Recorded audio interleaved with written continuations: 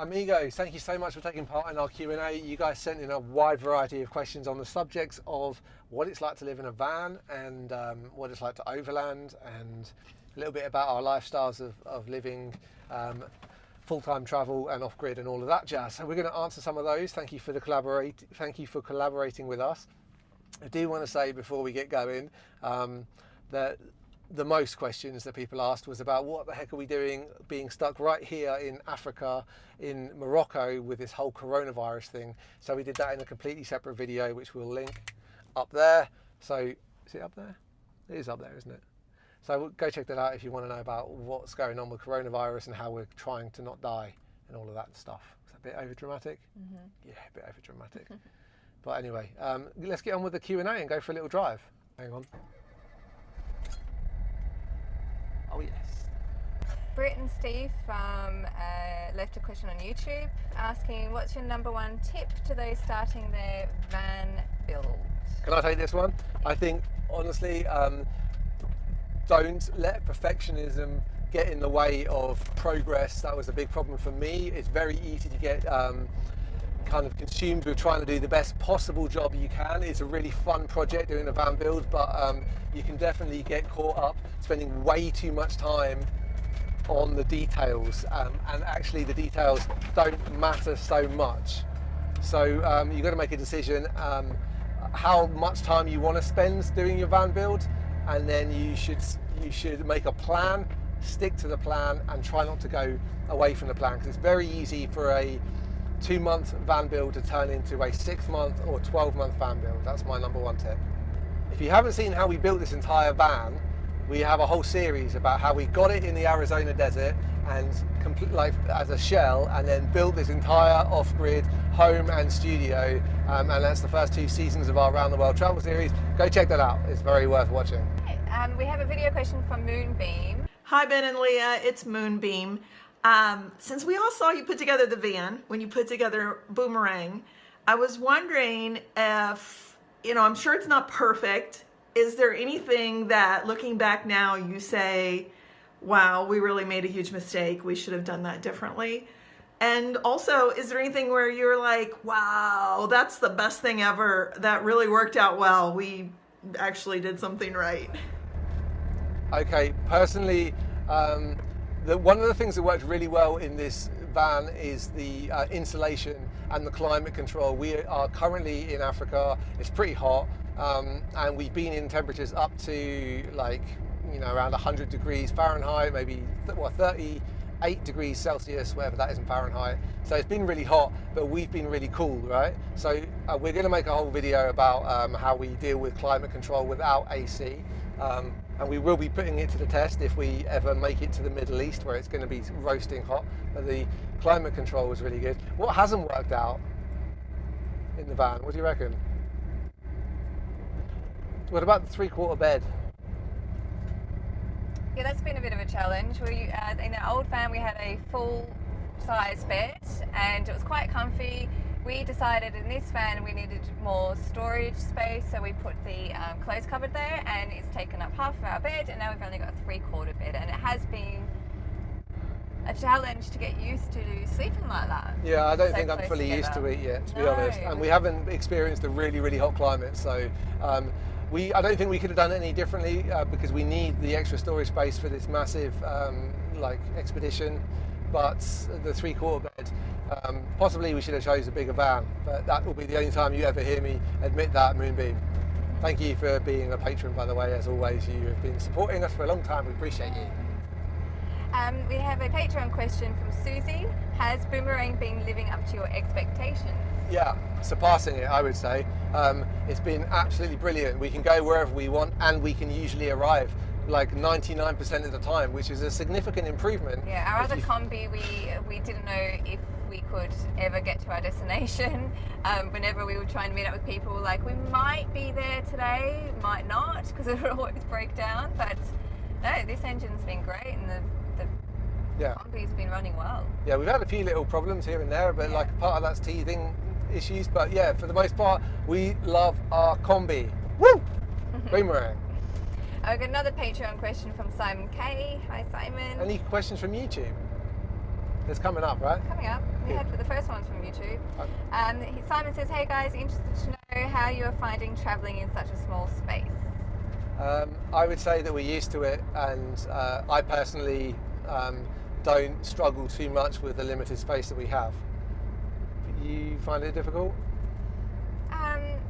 Yeah, there's challenges in being such a small space with the same person for every day. Yeah. It's nice to like feel like you've got a little bit of breathing room. I think what Lee is trying to say is that I should get an electric skateboard so that I can go out on little day missions and leave her to have the Kombi to herself. Is that what you're saying to me? Exactly what I'm saying. Okay, I'm glad we settled that on camera. We have a YouTube question from Mallard the Duck. Capito or boomerang? It's an interesting question. Okay, so just quickly, for those of you who don't know, Capito was our first South American Kombi. Complete Spartan build on a budget, very, very limited amenities, very basic build. But I lived in it for 5 years in the tropics and the Arctic and all sorts of places. And Boomerang is this van, and we spent a lot more time and a lot more effort and some more of this building it. I'm actually going to make a dedicated video, so thank you for the suggestion, but I'm going to compare the two vans because I think that there's some interesting comparisons, and some of the things that you might think that would be necessary and I thought were necessary, maybe they're not so necessary. So that'll be interesting. Stay tuned for that. Another YouTube question from Jonah. Hey Jonah. What did your solar electricity system cost, and how much energy do you need in your daily life with all the consumers like the fridge and chargers, etc.? Okay, that's a good question. We haven't really shared many details about our electrical system because we've been working on some special videos about that. We have a dedicated video telling you all about our off-grid electrical system. It is the bee's knees, or the mutt's nuts, or however you want to say it. Honestly, we went to town and we put most of our investment was into this area because we wanted to power our lives off-grid full time. We wanted to work in this studio full time, and so it's really, really good. We basically have unlimited power. It costs multiple thousands of dollars. Most people don't need that. We've kind of got like a big RV size electrical system, and we're in a small van, but that is because two of us are working full time with video production. But stay tuned, I'm going to roll it in the next couple of weeks. I've got a resource available for you guys that will help you calculate how many batteries you need, how much power you're going to use, how much solar you need. I've got a guide that tells you everything you need to know about off-grid electrical systems, and I've got a step-by-step guide telling you exactly how to put everything together and a wiring diagram of our entire system. So that is all available. I'll link that up there. You can actually go and get a copy of all that now if you want, or stay tuned on YouTube and we will be rolling the video in a week or two. Thanks. Another Patreon question from Adrian, sorry. Hey Adrian. How do you find your camp spots for the night? Mainly by scouting during the day or with maps? How long does this process take you? What do you reckon, Leah? It depends on where we are. Sometimes we just wing it and we just drive until we find a nice spot. How easy would that be here? Pretty easy, but there are sections of Morocco where you get moved on quite a lot, especially on the coast here. We got moved on every morning. We were told to leave, so we could only spend like a day at each place if they didn't catch us. But usually, so in places where it's a bit more crowded, like in Europe, we were using more like maps, like Park for Night apps that will tell you spots where It's a brilliant app. It was really, really helpful because you can spend hours and hours and hours looking for a spot, and then you find a spot in the middle of the night and you get moved on, and it was just tiring. Like, it would really take it out of you doing it like that in places where it's quite crowded, like Europe and America. There's a good spot. That is a good I was spot. just looking out whilst we were answering that question how quickly it would take us to find a potential camp spot. That one right there, definitely you could stay there overnight. I would say that depending on the location, it doesn't take that long at all to find a place to camp, and it's not that much of a consideration, but there are a few little techniques. We actually talk a lot about how to find places to sleep and how to live the van life in our book. So for those of you, I haven't mentioned this before, but those of you that have got our book, You can download our new 2020 version. It's got like 300 pages of exactly how to prepare yourself for van life, how to live the van life, how to make this van life sustainable, even how to find nomadic jobs so you can earn money whilst you're on the road living a dream. So if you've downloaded the previous version, you can log on and you get the new one for free with the same links. So go do that. I'll link it up there if you don't know what I'm talking about. Now we've got a few overlanding in Africa and Morocco questions. All right, bring it. From YouTube, Family Mad Ventures, can you talk about the legalities, the paperwork that is needed, and car insurance for extended trips? No. Like ours? It's very complicated. Every van, We get this question every a lot, don't vehicle we? is different. From where it depends on where you're from, what country you're from. It depends what country you're going to. So it's all different. Yeah, we get this question a lot. We actually have an FAQ on our website which discusses everything we know about insurance. So if you are curious about how you'd insure your vehicle for overseas travel, it is very difficult because it depends on where you're from, and where you're going. Yeah. So our vehicle is our situation is quite complicated because we're an American registered vehicle. Our vehicle is over. It's 1973, so some insurance companies won't even insure you. So ours is a bit more of a complicated situation, but yeah, it's a hard one to answer. Another YouTube question from Gary Anthony. He said, my question is, you're traveling through multiple countries, how do you access all different currencies? Do you change up in each country or do you use a travel card like Monzo? We do have Monzo, we have Starling, and we have Revolut, and we try to withdraw a lot of cash and carry a certain amount of cash on us because where we are now, this is a cash economy, and cards aren't taken in a lot of places. So I think we should make a separate video about this subject. We're going to make a video, a day in the life of an overlander, and we'll talk about how we cross borders and stuff like that. We'll film that at a time when the borders are open again and we can go through, so stay tuned for that. Yeah. I missed a video question. Oh. Hey Leah, hey Ben. So my question is, what is your go-to road trip song?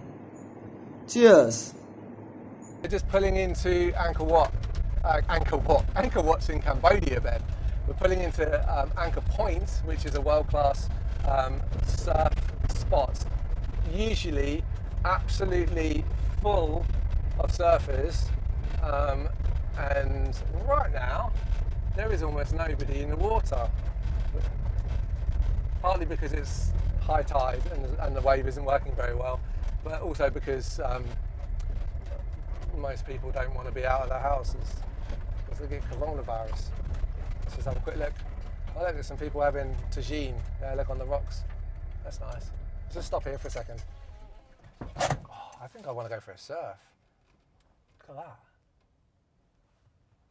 that. Okay, what was the question? Road trip song. Go on. Go to road trip song. Obviously the Astra Alaska song.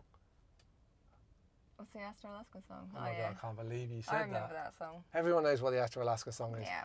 Can't play more than 2 seconds of it, otherwise you get a copyright strike. We usually have to listen to the engine when we're driving, so we don't really listen to music. We have been trying to more lately because our engine's been running fine and it's okay, but we used to just not be able to listen to music and only listen to the sound of the car just in case something's happening. I'm going to link a couple of songs in the description box for you that I like to listen to when I'm road tripping. Okay, next question. Thanks for that. Thank you for sending the video question. And thanks for watching Kombi Life. We got another message. You're gonna have to cut this. Okay. I feel really sick. Got another Patreon message from Leanne. After sharing the Morocco dog rescue post in your Insta story the other day, how do you handle the day-to-day reality of seeing animals kept in poor conditions and just in general poor health and being stray? It's really difficult. For those of you that don't know, we have a patron-only kind of Instagram account for the Kombi Crew people that are supporting the channel, and we post a lot of raw stuff that we discover on the day. And there was a scene that we have filmed in the series, is coming up in a few episodes' time, where we discover a rabid dog, and it was really heartbreaking, and so that's what she's talking about. We posted a clip of that. Oh, that wave looks good. No good. Well, how do you deal with the dogs? You don't deal with it too well, do you? No, I'm personally finding it really hard to deal with. Every night you hear like dogs fighting with each other and like screaming and getting attacked, and there's so many stray dogs here, and there's so many hungry dogs and sick dogs. It's really hard to deal with. It literally sounds like the zombie apocalypse outside at like 3 o'clock in the morning. There's like massive packs of dogs just at war with each other, and it does keep you awake. Leah, I think the answer is that Leah's dealing with it by attempting to feed every single dog until they cannot possibly stomach any more food. Yeah, We're it's really spending a hard fortune on food. not to rescue all the dogs. I have been supporting a local charity here in town where we're staying at the moment. It's called Moroccan Animal Aid, and they do fantastic work at looking after all the animals around this area. Like, they go above and beyond, working really hard. So I've been supporting them like financially. I think it's worth saying that we'll link that in the description, because if any of you are in a position to be able to sling like $5 towards some dog food towards these people, they really put it towards good use. So we'll link them below, and if you can, buy them a coffee, then it would like feed a few dogs. Yeah, because they got a lot of work to do, and there's only like one lady there at the moment running around trying to rescue all these animals, so she's doing a fantastic job. We've been trying to film with them too, but they are really busy rescuing animals, so we've got to hopefully, oh, that guy's got a good wave. Hopefully we'll be able to meet up with them and do a video with them, hopefully, fingers crossed. Are we going to continue? Yes, we drive. I think those guys have got the right idea having a tagine. That is not social distancing, guys. Tagines are typically eaten in Morocco by getting a piece of bread and just kind of, there's a big tagine in the middle, and you just grab the food with your fingers on the bread, and so it's very sharey. And that is why I think coronavirus is going to spread extremely quickly in Morocco. We've got another video question. Roll it. Hey, Kombi Life, how y'all doing? This is Samata in the Pacific Northwest. Got a couple questions for you. I'm spending time out of my 89 Westie and my 30-foot sailboat, sloop. And my question is around surf footage, man. Would love to see more of that raw, energetic surf footage from you guys. I see a lot of beautiful photography and cinematography and all that, but would love to see a little bit more of that raw stuff. So I'm asking my question, where is it? When is it going to come back? Okay. Second question is just around products and product reviews, just things that you have used and taken that haven't been working for you. Keep us updated on that, because we're always looking for help with that stuff. We're buying stuff all the time, and hopefully not too much, and selling stuff. So your product reviews are helpful for us. Thanks so much, you guys. Keep the stoke alive, and keep up the inspiration too. So inspirational. Appreciate it, and be safe. Keep well. Thank you so much for the question. Appreciate you sending in the video question. Very jealous that you have a boat as well. That is a sick rig. Let's just have a quick look at this. Ooh, no, I can't. He's got a truck and a quad. It's greedy. First of all, about the surf footage, I've actually tackled this question in episode 3 of the new Morocco series, because a lot of people have asked that. But the short answer is, I'm just really like switching off when I go surfing. It's my time. I'm trying to use it as meditation, and I film a lot of stuff all day long, and that's my one time to switch off. So I've been really just enjoying being at one with the ocean, and not having to focus on work and capturing stuff. There's a lot of work to film surf videography. And it's also quite demanding on Leah as well, to sit on the beach for hours just for me to catch one wave. So I'm not that good of a surfer. But yeah, that's why I don't do that. And as for your suggestion on the gear reviews, I think that's a really good idea. I would love to be able to talk about more products that we use, things that are not working for us, things that are huge successes and like really help with this lifestyle. I think that you and a lot of people would find that interesting. I also think there'd be a lot of haters that would be giving us crap about talking about products, because some people don't like that, which is why I think it would be beneficial to have that in a completely separate video, a little like Travel Tech Tuesday copyright. So maybe you'll see that on the channel in the future. One of the challenges for us is to actually get hold of the gear because we're always moving. So thank you for the suggestion, and we will try to incorporate it in the future of the channel, definitely. We have another YouTube question from Andy Heath. I want to travel abroad in my bay at some point. Awesome. Sweet. My question is, what's your thoughts on traveling alone, as in safety and breakdowns? I think it's perfectly safe. I think that most of the fears that you have and concerns are things that you would have at home, and as soon as you hit the road, you would feel completely different about it. We're probably going to meet up with a guy later on today that's traveling in a Kombi here in Morocco on his own, and he's meeting up with Eamon and Beck and other people, and all the time you'll meet people, you'll have a great time. It's totally fine from a safety perspective, don't worry about that. The one caveat I'll say is if you're a solo female traveller, it's also fine, but you have to take extra precautions, right? You just maybe need to be a little bit more careful. Yeah, well, I think. Will you speak to that? Yeah, I think even if you're traveling solo, you don't really have the privilege of having somebody else help you out in situations. For example, like when people are scouting your van when you're living in it. Yeah, scoping it out. Yeah, we've had that situation before. It's always nicer to be, have a crew with you, but if you are on your own, I think be extra vigilant anyways, whether you're a male or female. Yeah, and you can do what I did in Alaska and just pop into hostels and invite people to come down the coast with you if you get lonely. So that's fine. And from a breakdown perspective, you might break down, you may have to leave your car on the side of the road, and you may have to hitchhike to town to get someone to come back. It's all part of the adventure. There will be the stories that you remember most. That should definitely not hold you back, and it's not a problem. Like, I've done it many times, and it's always worked out to be a fun little adventure. Yeah, something you can laugh about afterwards. Just maintain your Kombi and take some basic spares with you. That's it. Can we get out this way if we go this way? Maybe, try it. We have... Oh, we got a hitchhiker. Oh, I don't... we don't have any room. Oh, we haven't got any room. Sorry, buddy. No, he's running. Oh, sorry, no, go away. He's running. I feel really Why bad. just slow down for him? Because I want to pick him up, but we've got surfboards in the back. I feel so bad. I hate leaving hitchhikers. I know.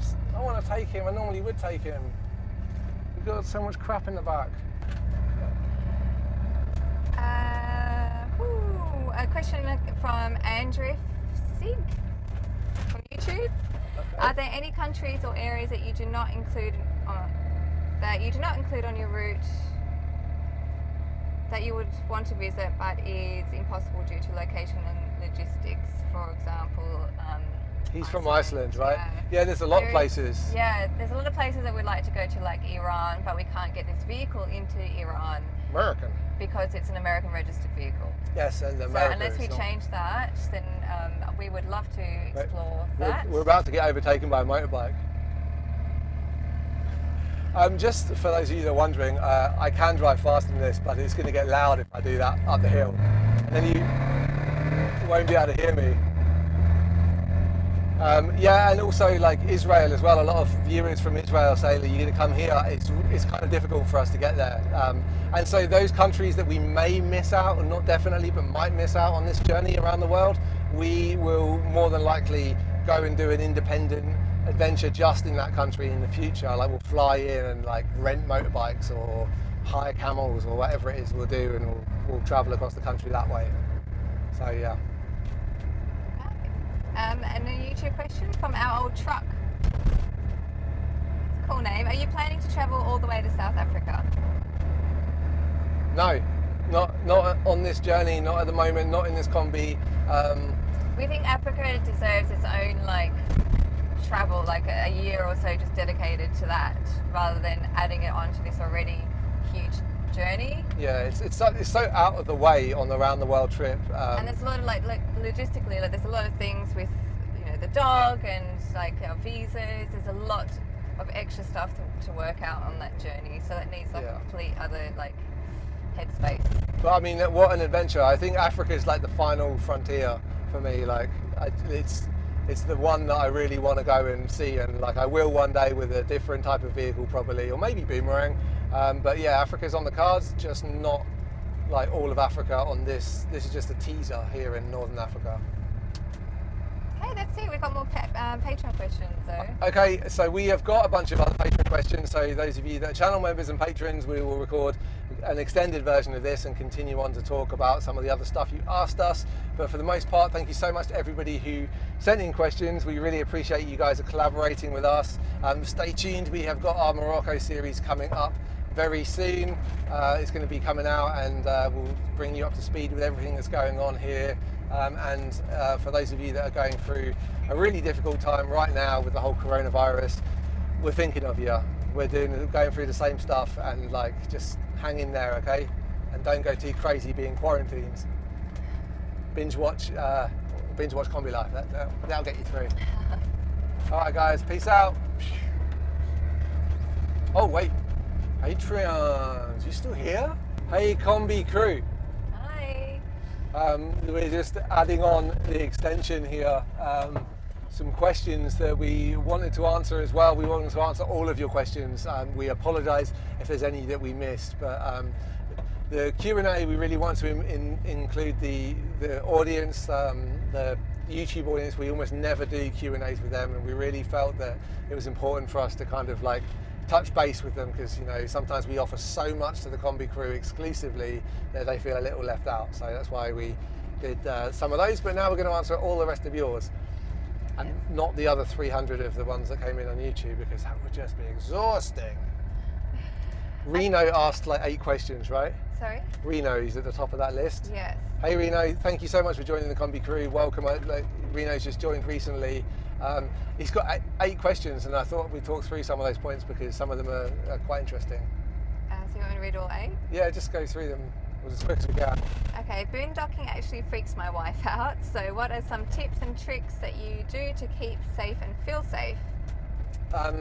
It's totally understandable. Like, it can be a little bit nerve-wracking if it's not a dedicated campsite and someone's not used to doing that. I think like getting into it slowly in some kind of safer areas would be the best thing to do.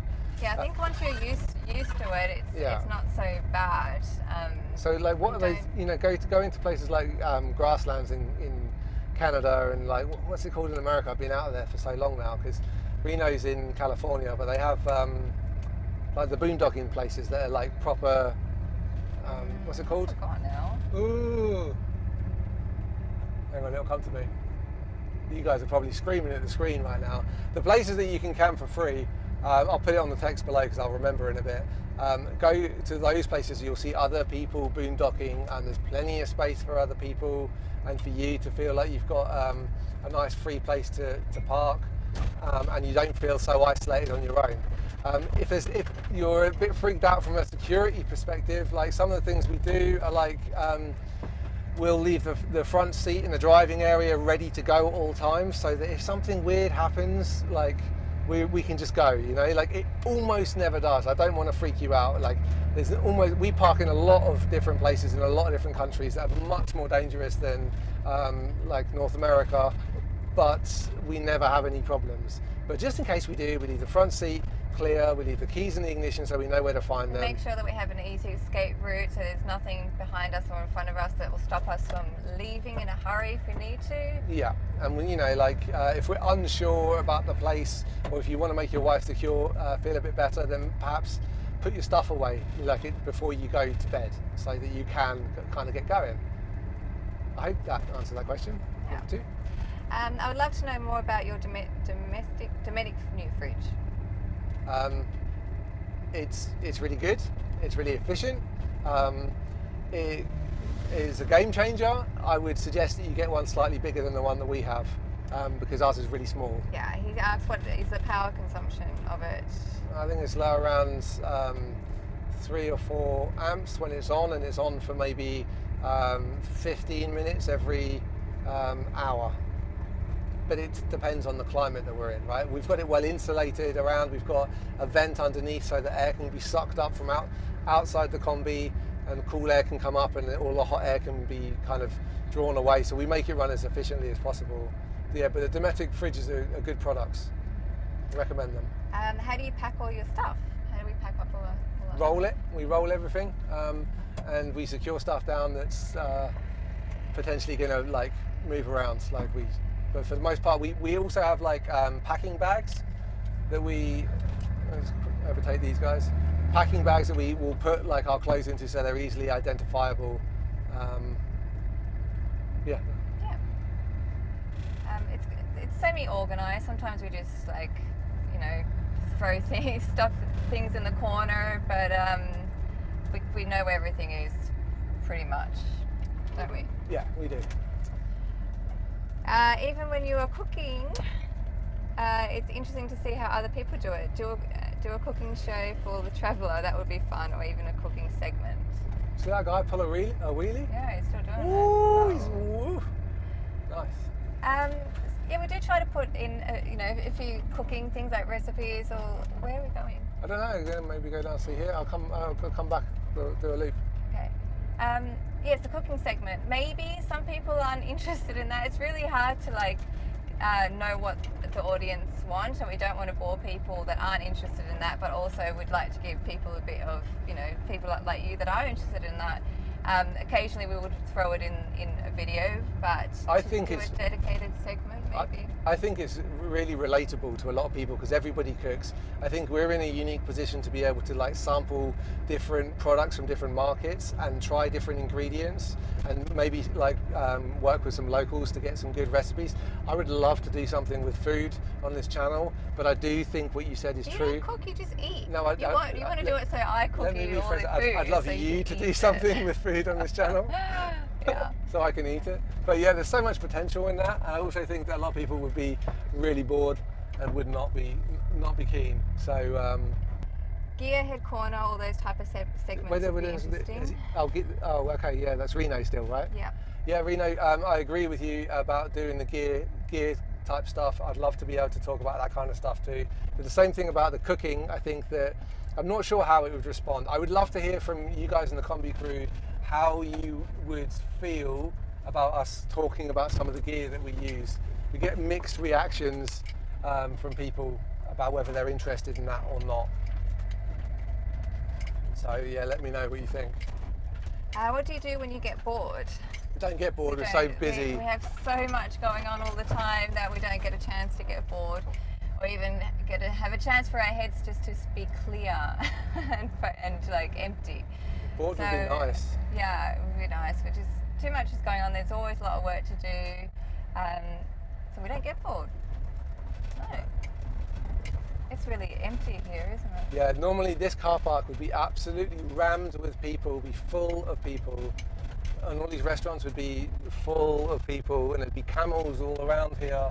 But there is nobody at the beach. It is windy. It's too windy for people on the beach, I guess. Maybe. Also, tips on how to see things and not miss out when you are somewhere new or old. For example, I've lived in Santa Barbara for 27 years with my nephew, who has been with me for 1.5 years and knows more about that area than I do.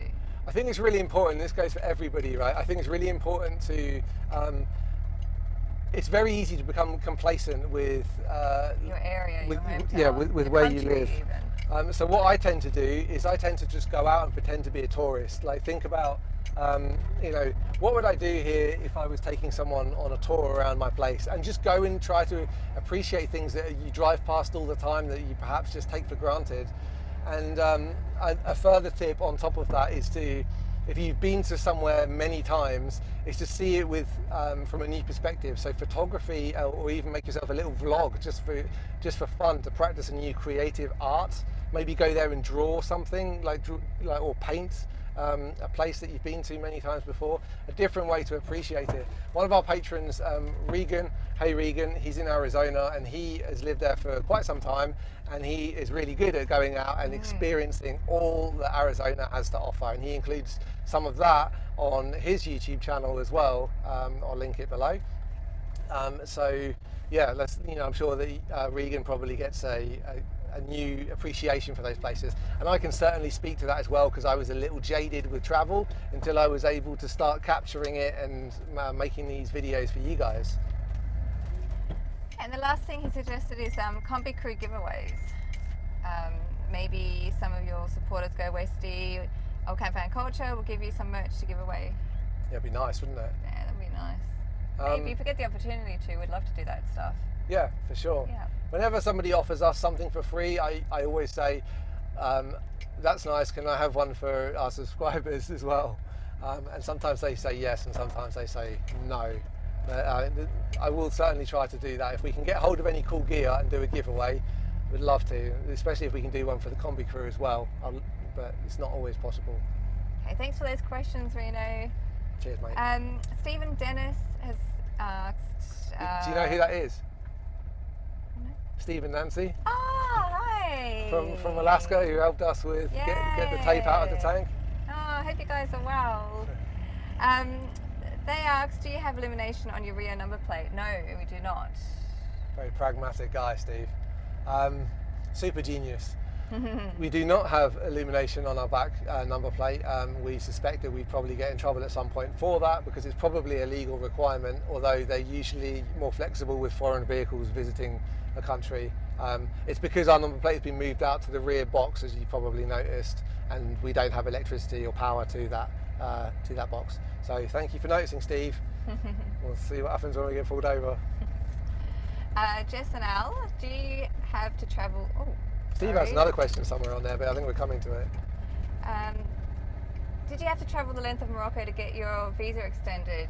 Yeah, we were telling. I did on the Kombi Crew Instagram feed. I posted a map of our proposed visa run that we were going to have to do.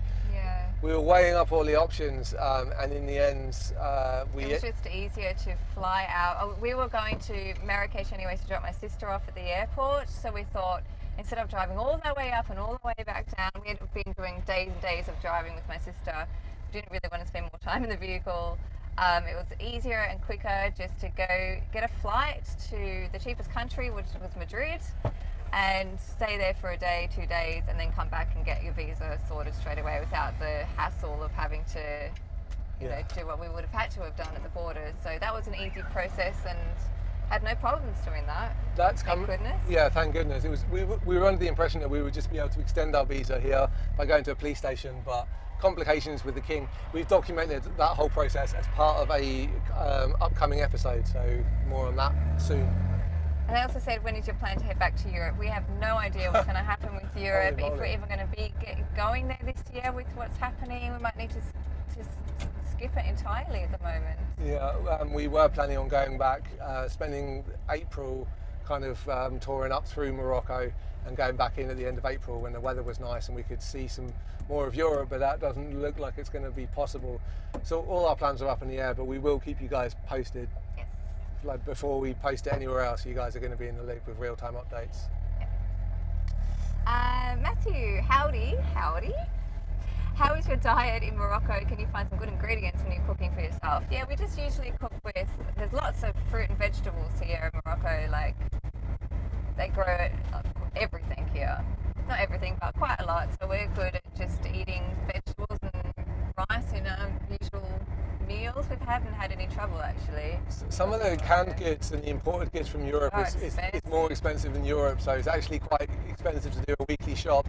And the cuisine here is good, but it's very limited. Maybe we've been spoiled going to like Western Europe. I just want to say that this town is Tamarat, and this is where we've been living the last like month or so, where Leah's sister came out to see us. So this tiny little community is where we're facing the coronavirus. This is our main street here. Yeah. The street that we're driving on now. This is the only supermarket on the right. It looks like the cafes and stuff are still open. Shouldn't they be closed? I don't know. Well, they're still selling. This is our local grocer on the right. Yeah. So fruit and vegetables are being fine, easy to find and cheap. If you want things like canned foods, like canned beans and stuff, it is quite expensive. And alcohol, yes, you can find alcohol here, and in certain stores you can find alcohol. But it's hard, It's though. in a hidden room, away from everything else, and we've been getting cheap Moroccan wine, which has been all right. Been all right, not as good as cheap. Well, hey, Hi guys. welcome So, to our quarantine. Yes, we're in this apartment at the moment to quarantine. I should say that the SD card got full as we were recording in the car on the way home, and then we recorded it again, but it was corrupted. don't you just love working with 360 files? They are an absolute nightmare. Yeah, so we need to finish up with, I've got 2 more questions to answer and then we're finished with this Q&A. But just to update you, it is a couple of days later since we filmed that Q&A, and we, at the moment, Morocco has said that nobody can leave their house. Yeah, they've declared a national state of emergency. Yeah, national state of emergency, which means that you need permission to go out and do anything, whether that's go get water, food, medical care. You need written permission, which is quite complicated for us because we don't. It's all in Arabic, the permission form, and you need to get it stamped and signed from someone that we don't know who.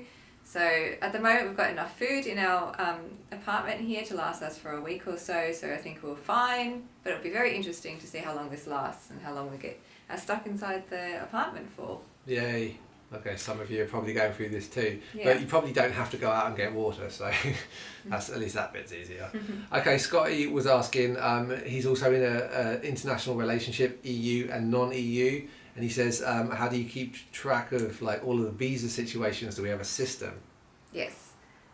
Just want to say I feel sorry for you. It's very hard when you're traveling with people from different countries, especially non-EU, EU. Like we're having a bit of trouble at the moment with that, like getting out of the country. But anyways, yes, we do have a document where we keep Spreadsheet, right? a spreadsheet. So Ben, myself, Alaska and Boomerang all have different kind of passports and paperwork to do for going into every country. So we do keep it on file of how long we can all stay in a country because it's different, Yeah. what paperwork we need and all that stuff. Overstaying your visa is pretty much the worst case scenario for anyone travelling because like that can follow you to different countries. Fortunately, right now, I think Morocco has released that requirement to get out of the country because they know it's almost impossible. Well, Yeah. it is impossible to leave. Yeah. So, yeah, that shouldn't be a problem for us right now. Yeah. But that is a very important document for us because it is quite complicated, especially having 4 of us with different requirements. So we make sure that we keep on top of that, definitely. Yeah. That's why you should go travel the Pan American because it's much easier from a logistical perspective. Yes. Driving around the world is a pain in the butt. Especially right now, right? Flipping heck. Who would have thought it'd be this hard? I was putting my money on the Kombi breaking down, but Yeah. not the whole world. The world was the consistent part. All right, Daniel, this is the last question, said, if you decide to have a kid, would you homeschool them while you're travelling or would you settle down somewhere? Do we see eye to eye on this one? Yeah, I think definitely, especially personally being a new mum, I think it would be important to have support in your community and your family, around your family for at least, well, it depends how I'm coping, with 6 months at least. So definitely like for that early stage, I think would be like not moving, not living in a van, not travelling. And But you'd give birth in the van, right? no, definitely not give birth in the van. Live You would stream. pass out. You would not be able to cope. Imagine. And I think it's a great idea to travel with kids. I think it will be a great experience for the kids and for us as well to travel as a family. But I do think, and I think you agree. We're talking about them learning social skills, like when they get a bit older. Yeah. I think it's good to have at a certain age for kids to be in kind of settled in a community, so they get to develop strong friendships and connections with people rather than making them move around all the time and not really, connecting with people. Because Yeah. we're finding it quite hard and we don't want to put that on a child, I think- a teenager especially. I think it's okay. That's the situation with travelling with like new kids. If you've already got kids and you want to go travelling, we've met lots of families that have taken their kids out and homeschooled them for like a year or 2, depending on how long they can legally with their country. Yeah. And I think that's really valuable. You can learn so much. Yeah. And it's a great opportunity for the kids and the family to make memories and learn stuff. But Yeah. doing it long term with kids, I think, deprives them a little bit of Yes. something that's important. Yeah. So the So social. yeah, I think definitely like traveling with them is great. Like when you can for like a year or so, short amount of time, but full time, no, I don't think it's healthy for the kids. All right, that's our Q&A that we're never releasing to the public. Thank you for tuning in.